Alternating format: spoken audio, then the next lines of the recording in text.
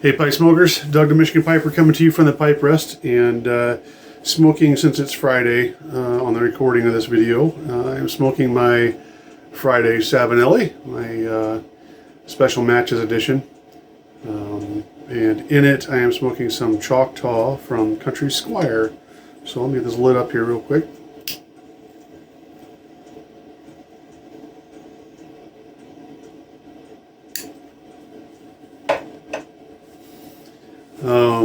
In drinking today, something unusual in my distinguished gentleman mug, Pero, which is a coffee alternative.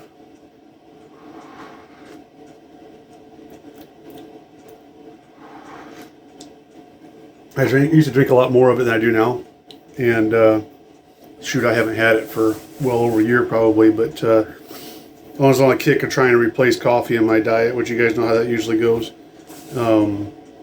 I ended up trying Pero, and it's not coffee by any means, but it's pretty much the closest thing I can see to fill in that gap. It doesn't do too bad, but it's not coffee.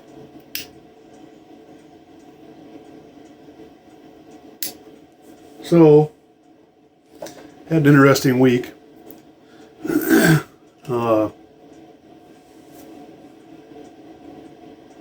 Wednesday morning, I woke up, got my breakfast and my coffee like usual. Sitting there flipping through my phone. I'm like, man, almost feels like kind of hard to breathe. So I felt my pulse, usually, right up in the neck, and it's like, well, that's odd. Seems like I'm missing a beat every now and then. Huh. So being in the emergency services, you pretty much wait until something internal is hanging out before you ever get checked out. And but that doesn't mean you don't call your buddies. So I called a guy that I used to work with, who's a paramedic, and I'm like, hey, this is what's going on.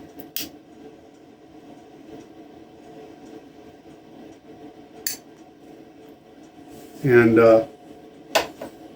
he's like, huh, could be AFib.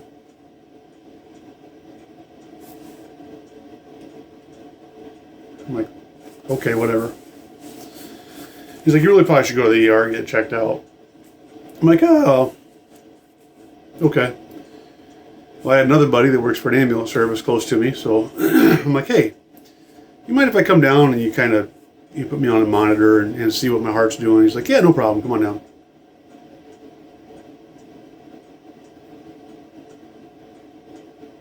Keep in mind, I've been the epitome of health, no matter what kind of junk I've eaten in my entire life.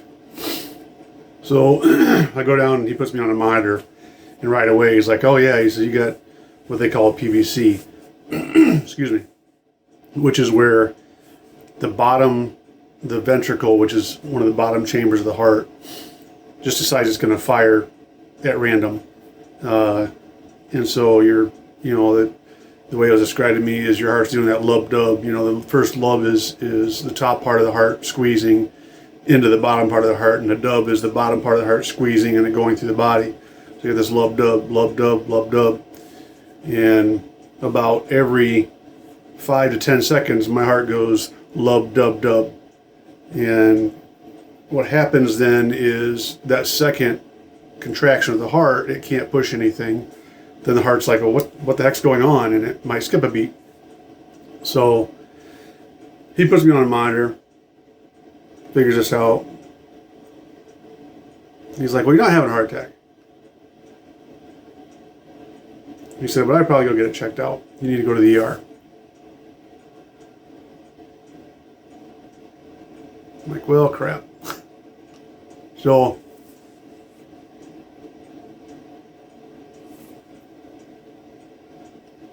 I go down to the ER. Of course, this is 3 o'clock in the afternoon, and they tell you right off the get-go that they got to do all these tests and stuff, and it's going to be hours, and it was. We were there for about 4 hours.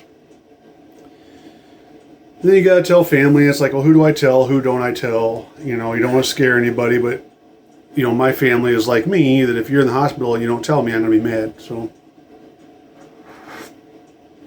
sent a couple texts out, made a couple phone calls, and it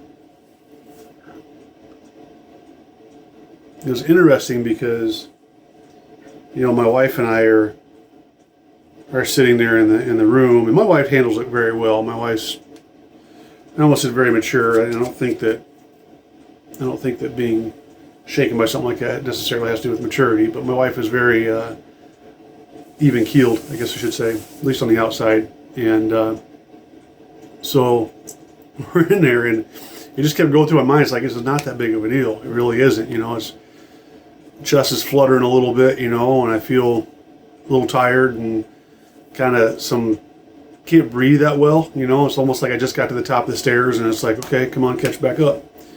And but it's nothing like, you know, like I'm gasping for air or anything. So, but I was going back and forth between that and turning around, looking at the monitor and watching my heart hit that lub dub dub, and then that big gap before the next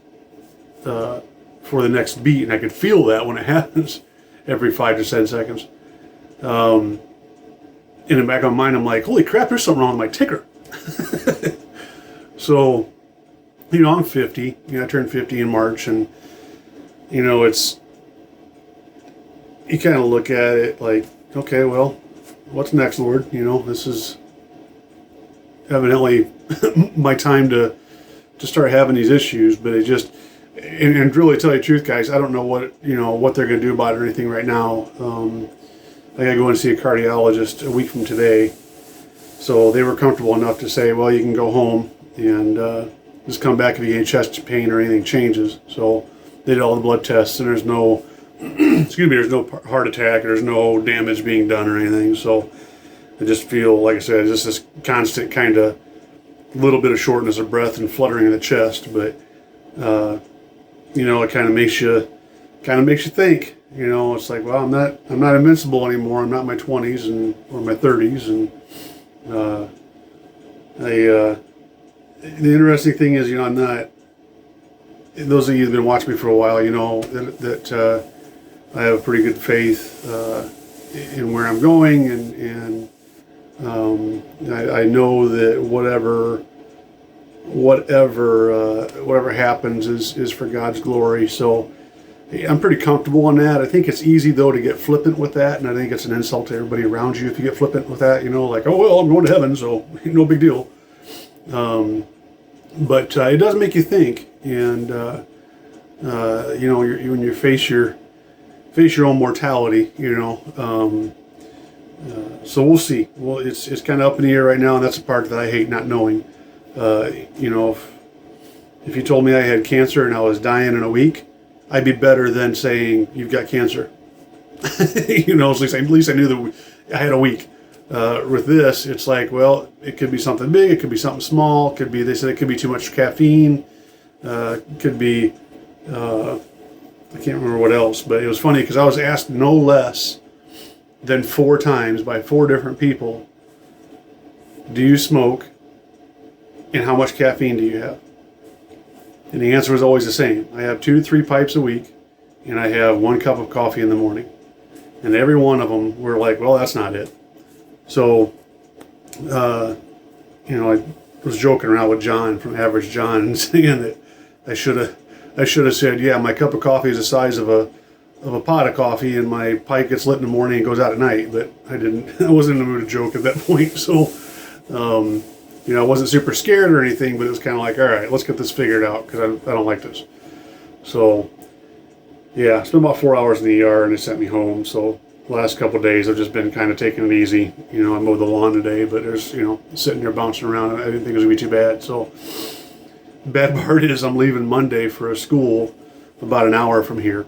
They have very good hospitals there, so if anything goes wrong, then I should be good. But, you know, next 2 weeks I'm going to be up there in Kalamazoo, Michigan for class. So, I have to come back early on Friday so that I can go to that cardiologist appointment and see what that's all about. So looking forward to getting that and seeing what's going on there and getting the old ticker aligned right. So I imagine this feeling of the fluttering chest and the the lack of oxygen will be well anticipated to be removed at that point. So, but we'll see. We'll see. So other than that, guys, just chillaxing tonight. Got the house to myself. Not exactly sure what I'm going to do, but probably maybe surf through the TV channels. But not a whole lot going on.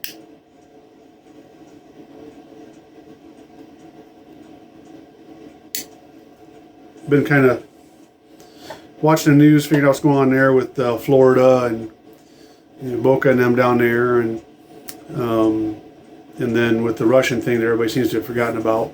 And I just, not going to get too political, but I was a little irritated today when they said that, I'll back up a little bit. So Putin decided he was going to annex more of Ukraine to protect the Russian people. In other words, the people that are there, plus have a buffer between his border, which everybody knows is BS. But the part I was irritated about was the fact that they said that now the U.S. is going to give more sanctions on them. And I'm thinking to myself, we have sanctions left? We have things left that we haven't sanctioned them on? Because the minute they crossed that border, I'd have dropped the hammer. Just, all the sanctions, and, you can say what you want about war, we shouldn't be over there and all that stuff, but I say sanction the hell out of them. Give it all to him. He's killing thousands of people on a regular basis. Why we have anything left that could be sanctioned now, I have it's beyond me, but so that irritated me a little bit. I didn't get, don't get me wrong, I'm not one of those guys that gets all ramped up or anything, but it kind of was interesting that we still have things left that we could still sanction them on it. We haven't pulled the trigger on yet. So, guys, I'm going to stop babbling. Just wanted to give you that update and check in with you guys. So, guys, I hope you have a good weekend. I hope you're all doing well. And until next time, you take care.